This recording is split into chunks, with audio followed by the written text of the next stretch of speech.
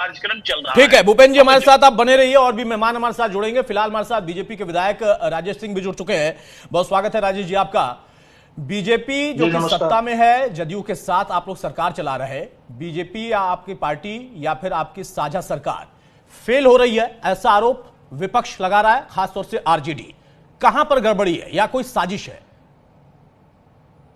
देखिए, साजिश तो है ही, लेकिन मैं सबसे पहले ये बताना चाहूंगा आपको कि सुशासन का मतलब कतई नहीं है कि हमारे शासन में अपराध नहीं हो, लेकिन पहले जिस तरह की संरक्षित अपराध होते थे, सत्ता पक्ष के लोगों का समर्थन प्राप्त होता था, उस तरह के अपराध नहीं हो रहे हैं।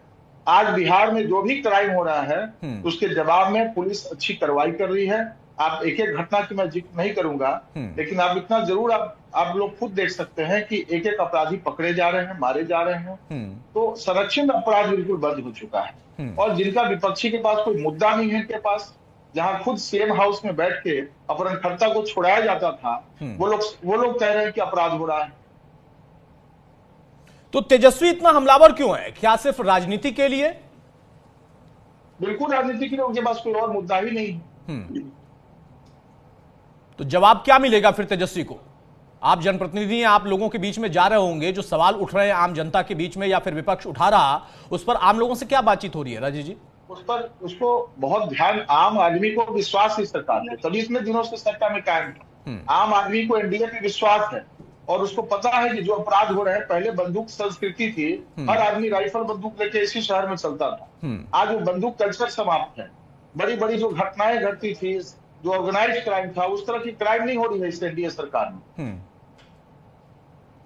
तो अब चूंकि आप चुनावी दौर में जा रहे हैं, आपको भी एक बार फिर से शायद मौका मिलेगा, लेकिन अभी तक जो आपने जिम्मेदारी निभाई उसमें क्यों आखिर तेजस्वी कह रहे हैं कि जो मुखिया हैं वो एक तरीके से अचेत हो गए हैं, उनका कोई वश नहीं है और क्राइम बढ़ता जा रहा है, पिछले कुछ महीनों में और ज्यादा इसमें इजाफा हो गया है?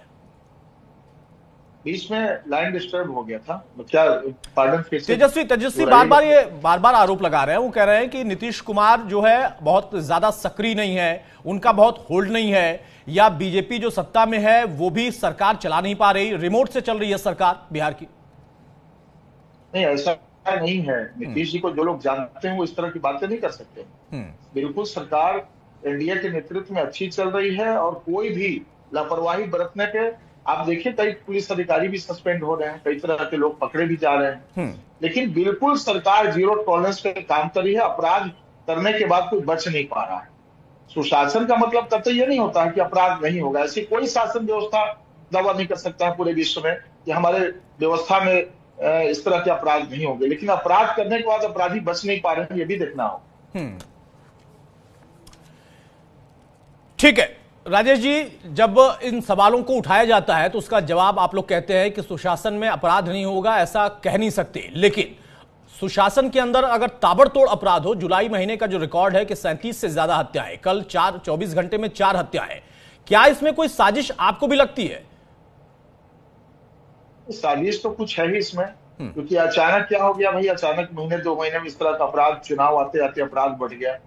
अगर आप रेशियो देखेंगे तो कुछ लोग शामिल होंगे, कई जगह खुलासा भी हो रहे हैं और लोग पकड़े भी जाएंगे, साजिश का पर्दाफाश भी पुलिस करेगी। लेकिन निश्चित रूप से कुछ ना कुछ जो लोग क्वेश्चन उठा रहे हैं वही इनके पीछे भी उनका हाथ कहीं ना कहीं से लग रहा है। राजेश जी, आप भी हमारे साथ बने रहिए और बीजेपी प्रवक्ता भी हमारे साथ भूपेंद्र जी भी हैं और साथ में डॉक्टर अनुज तरुण प्रवक्ता आरजेडी के जुड़ चुके हैं।